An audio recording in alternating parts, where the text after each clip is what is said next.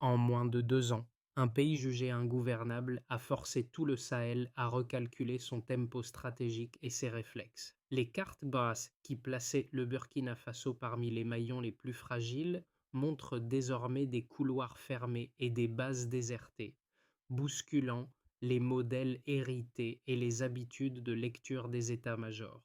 Que signifie, pour ceux qui vivent de ces cartes, l'irruption d'Ibrahim Traoré, capable de transformer le ciel en frontière active plutôt qu'en simple décor militaire rassurant? Si la vitesse change vraiment de camp, quelles certitudes régionales peuvent encore tenir sans être réécrites? Comprendre la transformation sécuritaire actuelle exige d'examiner non seulement les signes visibles, cartes modifiées, routes fermées, trajectoires insurgées déviées, mais surtout les mécanismes discrets qui, assemblés, déplacent l'équilibre régional. L'enjeu central de cette analyse tient en 10 mots: comprendre comment un changement invisible devient un pivot régional. Ce cadre importe car il détermine ce que le public gagne. Une lecture précise des dynamiques du Sahel, la capacité de suivre les déplacements de risque et surtout une compréhension nuancée des effets produits lorsque la vitesse opérationnelle n'appartient plus uniquement aux groupes armés. Les prochains volets dévoileront comment un système pensé pour réduire les délais a progressivement façonné un nouvel environnement décisionnel, où chaque minute compressée modifie le comportement des communautés, des unités locales, puis des états-majors régionaux. Une micro-question demeure pourtant en suspens. Comment un pays longtemps perçu comme dépendant a-t-il pu redéfinir seul la structure de sa réactivité? Et c'est elle qui guidera la progression du récit. La première révélation repose sur un chiffre longtemps ignoré. En moins de 24 mois, le temps de réaction militaire au nord du pays a chuté à un niveau que les analystes peinent encore à modéliser. La seconde tient au fait que cette bascule n'est pas née d'une coalition extérieure, mais d'un réagencement interne, dont le rôle d'Ibrahim Traoré, initialement sous-estimé, apparaît désormais décisif. Pendant des années, les groupes armés dictaient le rythme opérationnel grâce à une maîtrise fine des écarts temporels. Ils traversaient les frontières à l'aube, disparaissaient dans les forêts au crépuscule et utilisaient le Burkina Faso comme un corridor ouvert où la géographie servait de refuge. L'armée nationale, étirée et dépendante de relais externes lents, accumulait du retard. Les alertes arrivaient trop tard, les patrouilles trop dispersées, et les communautés vivaient sous la menace d'incursions imprévisibles. Les missions internationales tentaient de combler les brèches, mais leurs priorités répondaient au calendrier de Paris, Bruxelles ou Washington, rarement au tempo quotidien des populations exposées. Dans cet environnement hérité, les insurgés ne dominaient pas par puissance brute, mais par vitesse relative. Agir plus vite, fuir plus vite, s'adapter plus vite. Le point de bascule survient lorsqu'une idée simple s'impose. Reprendre l'initiative exige d'effacer le retard structurel. Ce retard, longtemps observé mais jamais traité à l'échelle nationale, devient le noyau de la transformation. Dès lors, le contrôle du terrain dans le Sahel ne peut plus être pensé sans contrôle de l'air. Cette compréhension ouvre une séquence entièrement nouvelle. Le ciel cesse d'être une contrainte logistique et devient un multiplicateur stratégique. Les premières semaines montrent des signaux discrets, trajectoires ajustées, capteurs testés, demandes traitées plus vite, mais ces fragments dessinent déjà un nouveau modèle décisionnel. Ce modèle repose sur une compression du temps, sur la fusion des sources de renseignement et sur une réactivité capable d'altérer le comportement adversaire. C'est ce glissement à la fois technique et doctrinal qui prépare les événements du chapitre suivant. Au début du changement, ce ne sont pas les états-majors qui perçoivent les premiers effets, mais des acteurs beaucoup plus modestes: patrouilles locales, éleveurs frontaliers, cellules d'alerte villageoises. Leur rôle, longtemps marginalisé dans les analyses stratégiques, devient soudain un indicateur avancé de ce qui se recompose dans l'ombre. Le premier cas concret provient d'un officier affecté à une zone réputée imprévisible. Lors d'une patrouille de routine, des éleveurs, habituellement réticents à tout contact, mentionnent une baisse inhabituelle des passages armés près de leur pâturage. Ce détail, anodin en apparence, suggère qu'un déplacement du risque est déjà en cours. Rien n'a encore changé officiellement, mais les comportements périphériques, eux, témoignent d'une mécanique nouvelle. Un second cas, dans un village frontalier, renforce l'intuition. Une cellule d'alerte communautaire parvient à transmettre une observation en moins de 5 minutes, alors qu'il fallait autrefois près d'une demi-heure pour relayer une information similaire. Cette seule compression temporelle modifie toute la séquence. Une petite unité mobile arrive avant la dispersion habituelle des groupes hostiles, surprend leur routine et bouleverse l'économie locale de la menace. Les habitants, en constatant qu'une réponse rapide est enfin possible, changent eux aussi de posture. Davantage de signalement, moins d'hésitation, une coordination plus serrée. Ces micro-indicateurs révèlent la vraie portée du dispositif. Ce n'est pas seulement une amélioration technique, mais une reconfiguration de la relation entre population, renseignement et action. Le so what devient clair.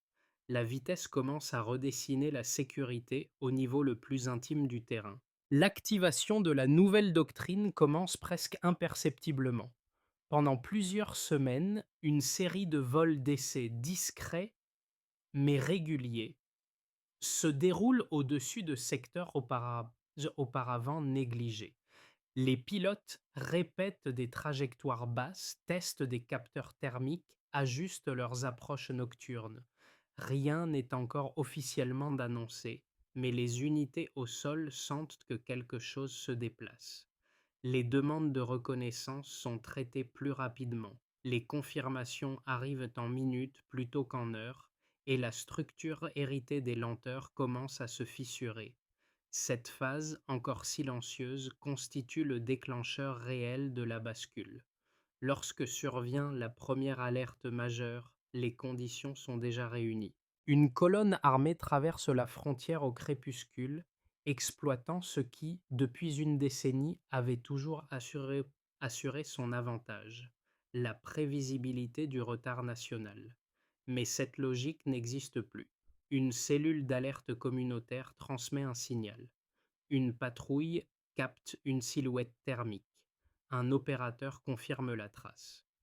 12 minutes plus tard, un appareil décolle. En 24 minutes, la colonne se disperse avant même de rejoindre sa zone de regroupement. Pour la première fois, les insurgés se retrouvent privés de leur initiative temporelle, l'élément qui avait façonné toute leur supériorité tactique. Ce moment constitue le climax du renversement. Les groupes hostiles comprennent que le terrain ne leur obéit plus. Ils adoptent alors une stratégie de fragmentation. Ils divisent leurs convois, multiplient les itinéraires et tentent des passages simultanés afin de saturer les équipes de détection. Ils modifient leurs horaires, bouleversent leur routine, cherchent les interstices d'un système qu'ils ne parviennent plus à anticiper. Mais la réponse nationale s'adapte à la même vitesse. Les cartes opérationnelles sont réécrites quotidiennement. Les anciennes routes d'évasion deviennent des zones surveillées. Des couloirs autrefois considérés comme sûrs se transforment en pièges potentiels. La présence aérienne, même silencieuse, introduit une pression psychologique nouvelle. Le simple bruit d'un rotor suffit à infléchir une décision ennemie, parfois même lorsqu'aucun appareil n'est réellement en vol. À ce stade, le rôle d'Ibrahim Traoré devient lisible pour les analystes. Il ne s'agit pas seulement de matériel ou de technologie, mais d'une capacité à redessiner une doctrine où la vitesse impose désormais la règle. La transformation ne vise pas à écraser l'adversaire par la force brute, mais à modifier les conditions de son calcul interne. Chaque minute gagnée renforce la cohésion nationale et réduit les marges de manœuvre ennemies. Les retombées apparaissent progressivement. Dans certains villages frontaliers, les incursions nocturnes diminuent. Des traces de passage deviennent plus cohérentes, signe d'un recul de la liberté de mouvement insurgé. Les réseaux d'éleveurs notent une baisse des déplacements suspects. Des sanctuaires historiques se vident ou se déplacent vers d'autres pays hors du nouvel espace surveillé. Rien de spectaculaire, mais une érosion méthodique, où chaque tentative manquée ouvre un intervalle plus large pour consolider le système. Ce fil d'événements marque l'entrée dans une ère où la compression du temps, désormais pilier de la doctrine impulsée sous Ibrahim Traoré, redéfinit le rapport de force au Sahel. La structure quantitative du changement repose sur trois deltas mesurables qui, mis bout à bout, révèlent la cohérence d'un système conçu pour comprimer le temps plutôt que pour multiplier les moyens. Le premier delta est le plus haut et le plus frappant. Le délai moyen entre détection et réaction, autrefois supérieur à 45 minutes, descend désormais ponctuellement à 12 minutes. Cette contraction redistribue entièrement les marges tactiques disponibles pour les deux camps. Une fenêtre plus courte signifie moins d'options pour fuir, moins d'occasions d'improviser et plus de risques d'être intercepté avant tout regroupement. Autrement dit, chaque minute gagnée modifie l'économie du danger. Ce glissement semble simple, mais il restructure la dynamique des opérations. Les insurgés n'agiront plus dans un vide temporel qui leur était autrefois garanti. Le deuxième delta concerne la couverture aérienne.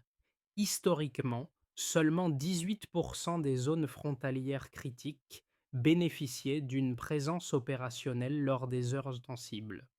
Aujourd'hui, ce taux dépasse 40% selon plusieurs officiers engagés dans la coordination.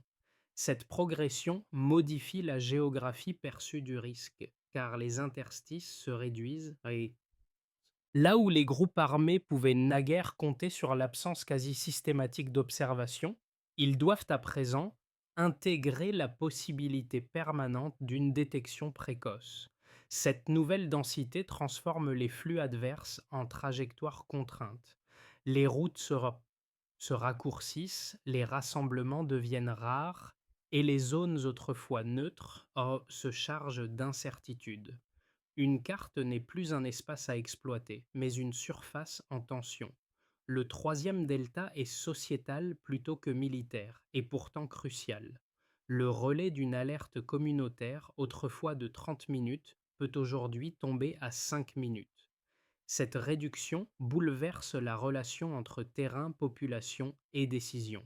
Un signal plus rapide renforce la coordination, réduit les angles morts, permet aux unités mobiles de devancer la dispersion ennemie et multiplier les occasions d'interrompre une intrusion avant qu'elle ne se consolide. Cette réactivité transforme les habitants en capteurs avancés du dispositif, modifiant leur perception du rôle de l'État. Là où dominait un sentiment d'abandon, s'installe progressivement une logique de participation active. Ces trois mesures, 45, 18%, 40%, 35, forment l'ossature d'une doctrine nouvelle. Individuellement, elles témoignent de simples améliorations. Ensemble, elles composent un engrenage où la vitesse devient une ressource cumulative.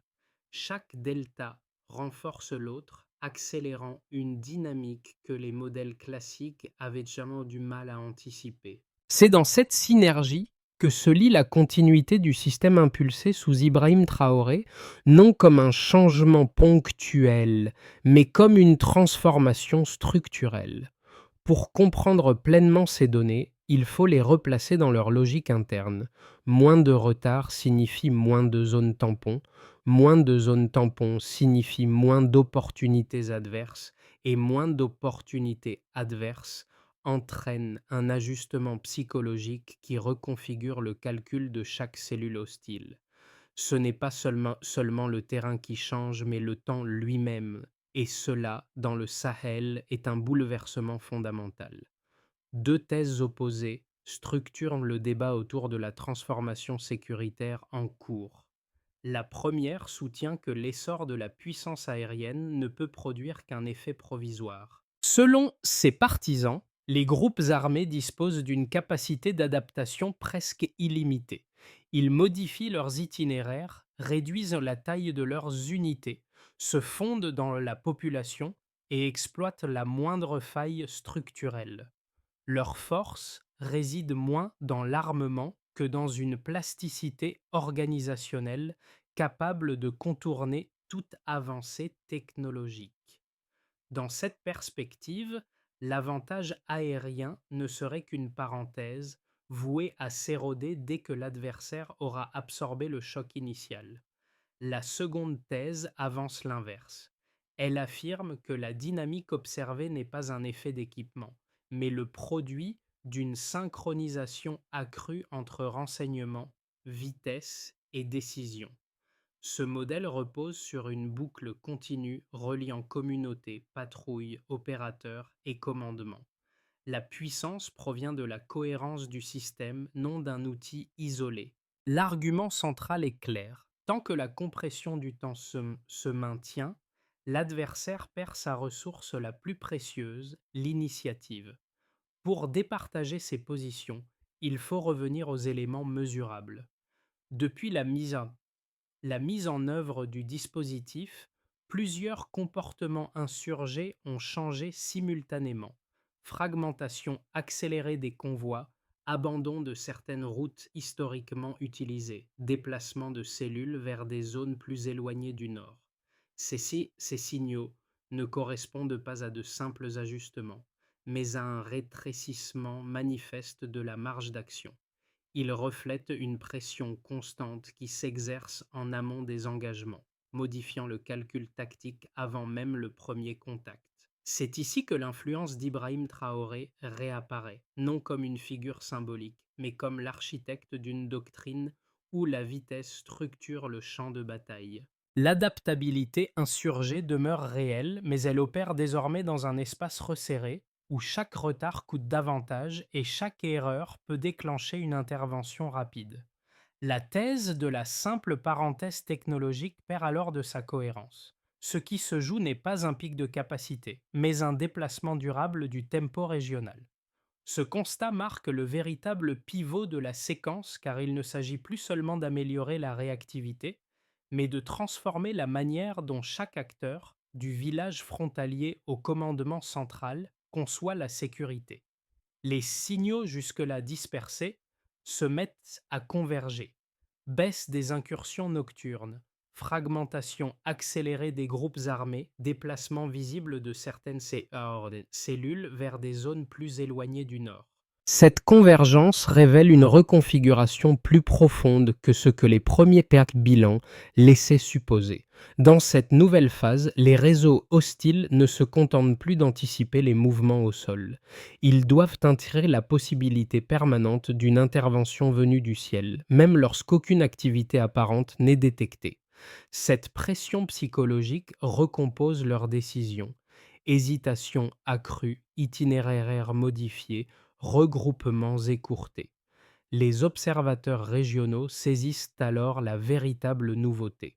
Le pays n'ajuste plus simplement ses défenses, il influence les calculs de ses voisins qui revoient leur propre modèle de risque pour éviter un engrenage non maîtrisé. Ainsi, la doctrine structurée sous Ibrahim Traoré ne modifie pas seulement les rapports de force actuels, elle altère les anticipations mêmes qui les façonnent. Les effets concrets de la transformation se manifestent d'abord au niveau étatique. L'administration renforce sa capacité de projection grâce à la réduction drastique des délais de réaction, qui atteignent ponctuellement 12 minutes dans certaines zones. Cette réactivité permet de réallouer des moyens vers la consolidation territoriale plutôt que vers la gestion permanente d'urgences éclatées. Les centres de commandement, autrefois dépendants de relais extérieurs pour interpréter les signaux, fonctionnent désormais avec une autonomie accrue. Cette évolution consolide la crédibilité institutionnelle du pays et redéfinit les priorités de la chaîne décisionnelle. Sous l'impulsion de la doctrine développée sous Ibrahim Traoré, l'État réapprend à agir sans attendre l'arbitrage de partenaires lointains, ce qui transforme profondément son rapport à la souveraineté. Sur le plan économique, les répercussions sont plus progressives mais pourtant décisives. Les perturbations sur les axes commerciaux diminuent dans plusieurs zones du Nord où les incursions armées étaient fréquentes. Certains transporteurs rapportent une baisse des interruptions forcées, signe que la fluidité logistique commence à se rétablir. Les PME locales, longtemps paralysées par l'imprévisibilité du terrain, envisagent de réactiver des circuits suspendus. Cette amélioration reste fragile, mais elle ouvre un espace pour la reprise de micro-investissements et la reconstitution de réseaux marchands régionaux. Une économie ne se redresse pas en quelques mois, mais elle change lorsque les risques deviennent plus prévisibles. Pour les populations, les effets sont immédiatement perceptibles. Les habitants de plusieurs villages frontaliers, habitués à vivre dans l'attente d'incursions possibles, ajustent leur comportement. Le simple fait de savoir qu'une réponse aérienne rapide peut intervenir transforme leurs pratiques. Plus de signalements, moins de déplacements nocturnes, une coopération plus étroite avec les unités locales. Ce changement n'est pas seulement matériel, il touche au psychologique. La perception de l'abandon recule, remplacée par un sentiment de présence étatique tangible. Les communautés deviennent, sans discours officiels, des partenaires actifs du dispositif. À l'échelle régionale, les répercussions sont tout aussi structurantes. Les capitales voisines observent la diminution des mouvements hostiles au nord du Burkina Faso et s'ajustent leur propre modèle de risque. Le Mali, le Niger et d'autres acteurs du Sahel comprennent qu'un voisin capable de comprimer le temps modifie les équilibres frontaliers. Certains y voient une opportunité d'intégration sécuritaire accrue, tandis que d'autres redoutent une redistribution des rapports d'influence. La prudence nouvelle de plusieurs partenaires extérieurs montre que la lecture régionale évolue rapidement. Ce changement indique qu'une doctrine fondée sur la vitesse n'impacte pas uniquement le territoire national, mais redéfinit aussi les marges d'action des puissances proches ou lointaines. Pris ensemble, ces quatre dynamiques composent une transformation dépassant largement le champ militaire. Elles touchent aux institutions, aux flux économiques, aux comportements civils et aux calculs géopolitiques. Elle confirme surtout qu'un pays capable d'imposer son tempo influence inévitablement la carte du pouvoir qui l'entoure. Les prochains mois s'annoncent décisifs pour mesurer la profondeur réelle de la transformation sécuritaire. Trois trajectoires plausibles émergent des tendances observées, chacune dépendant de la capacité du pays à maintenir la compression du temps au cœur de son dispositif. Ces scénarios s'appuient sur les signaux déjà visibles tout en intégrant les incertitudes régionales, afin de fournir une lecture nuancée des possibles évolutions. Dans le scénario de base, le système actuel se stabilise progressivement. Les délais de réaction demeurent compressés, même si les capacités aériennes restent sollicitées à un niveau élevé.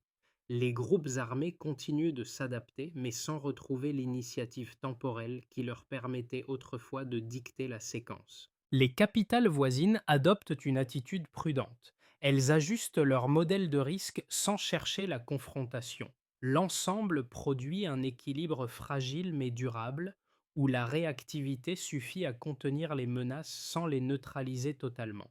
Dans une version optimiste, plusieurs leviers se renforcent simultanément. Une amélioration logistique permet d'augmenter la disponibilité des appareils, tandis que l'intégration des flux de renseignements progresse. Les communautés locales, encouragées par la confiance naissante, consolident leur rôle dans les chaînes d'alerte. Les corridors frontaliers voient un recul mesurable des mouvements hostiles.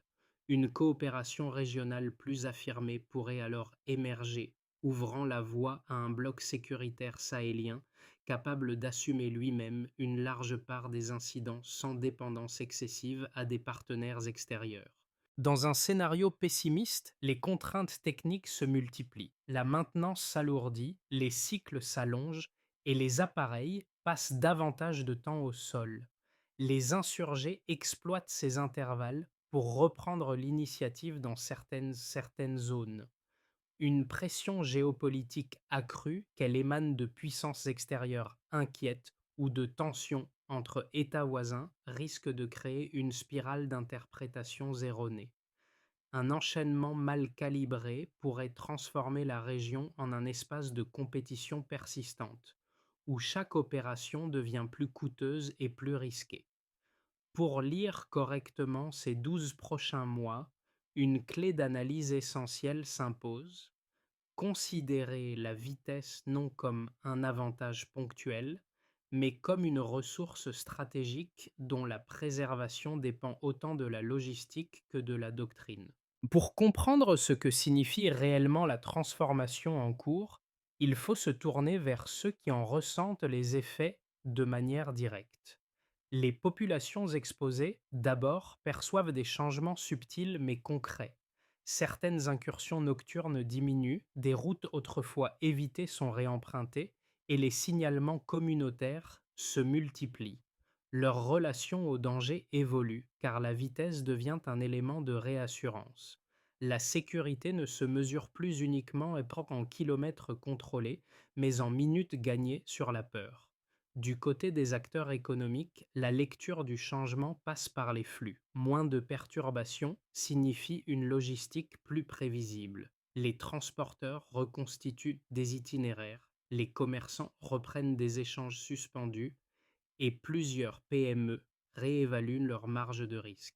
La stabilité ne repose pas sur l'absence totale de menaces, mais sur la capacité à anticiper les variations du terrain. Une économie peut fonctionner même dans un environnement incertain à condition que l'incertitude soit suffisamment balisée. Les observateurs extérieurs, quant à eux, décryptent la transformation à l'échelle régionale. Diplomates, analystes et institutions comprennent que le Burkina Faso impose désormais un tempo inédit. Certains y voient une opportunité de recomposition stratégique, tandis que d'autres redoutent de nouveaux points de friction. Tous s'accordent néanmoins sur un fait majeur: les paramètres du Sahel ont changé. Une doctrine fondée sur la vitesse alerte autant les perceptions que les rapports de force. Ces trois, ces trois regards montrent que la transformation dépasse le domaine militaire. Elle touche au comportement, aux flux économiques et aux lectures géopolitiques. Elle rappelle surtout qu'un changement de rythme peut redéfinir la vie quotidienne autant que les équilibres régionaux. Toute stratégie durable exige une feuille de route capable de résister au temps, aux contraintes logistiques et aux évolutions régionales.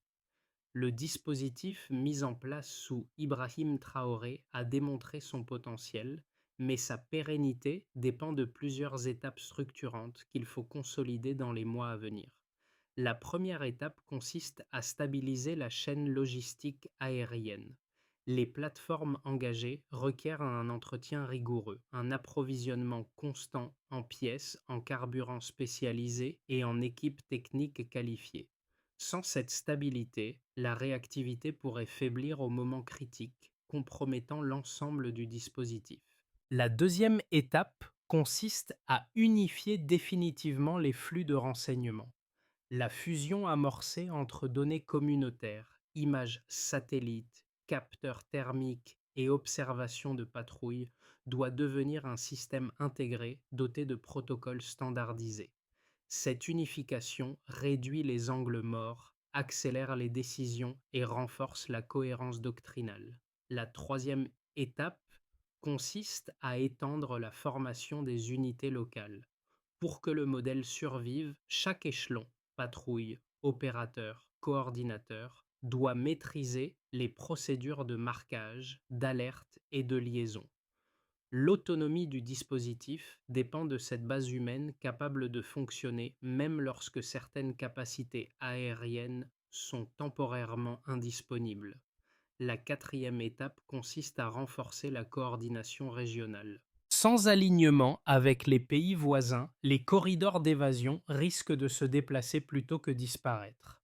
Une architecture coopérative contribue à réduire ces zones grises et à limiter les interprétations militaires hasardeuses. La cinquième étape consiste à instaurer un mécanisme d'évaluation continue, un suivi trimestriel des délais de réaction, des mouvements frontaliers et des signalements communautaires garantit que la doctrine reste alignée avec ses objectifs et s'ajuste aux adaptations adverses. Ces étapes tracent la voie vers une structure capable de prolonger l'effet acquis et de transformer la vitesse en ressource durable. Revenir au terrain, là où tout a commencé, permet de mesurer la portée humaine de la transformation. Les, les villages qui servaient de premiers capteurs d'alerte, les patrouilles qui arpentaient les corridors poussiéreux et les éleveurs qui observaient les mouvements lointains composent aujourd'hui un paysage différent. Rien de spectaculaire, mais une respiration nouvelle, presque imperceptible, traverse ces zones longtemps marquées par l'incertitude. Ce souffle discret rappelle ce que beaucoup avaient sous-estimé, la capacité d'un État à reconfigurer sa relation au danger lorsqu'il parvient enfin à maîtriser son tempo. Les appareils n'étaient qu'un signal visible. Le véritable changement réside dans la cohérence d'un système pensé, articulé et consolidé sous Ibrahim Traoré, où chaque minute gagnée devient un filet de sécurité supplémentaire pour ceux qui vivent en première ligne. Un murmure traverse désormais ces communautés. La vitesse peut ancrer la sécurité. Cette recomposition n'efface ni les risques, ni les tensions régionales, mais elle transforme la manière dont les habitants interprètent leur quotidien. Les gestes simples, un signalement plus rapide, une route reprise, un marché rouvert, acquièrent une dimension collective. Ils témoignent d'une volonté de tenir, malgré tout, et de croire qu'un horizon plus stable demeure possible. Dans un Sahel où les frontières semblent parfois se dissoudre dans la poussière, comprendre la transformation en cours revient à observer comment un pays redéfinit son propre rythme. Les évolutions ne se lisent pas uniquement dans les rapports militaires, mais aussi dans les gestes ordinaires. Un commerçant qui rouvre un itinéraire, un habitant qui signale plus vite, une communauté qui retrouve un espace de confiance. Ces indices discrets, dessinent une réalité nouvelle, plus mouvante, mais aussi plus maîtrisée. La conversation s'élargit désormais. Les observateurs, les citoyens et les partenaires régionaux cherchent à saisir ce que signifie un territoire capable d'imposer son tempo. Les débats, parfois nourris par des analyses ou par des entretiens accordés par Ibrahim Traoré, contribuent à éclairer les zones d'ombre et à ouvrir des perspectives sur la manière dont cette dynamique pourrait évoluer. Ce récit n'est qu'une étape dans un processus encore en mouvement. Les prochains mois apporteront d'autres signaux, d'autres réajustements et peut-être d'autres surprises. Et vous, comment percevez-vous l'impact de cette transformation sur l'avenir du Sahel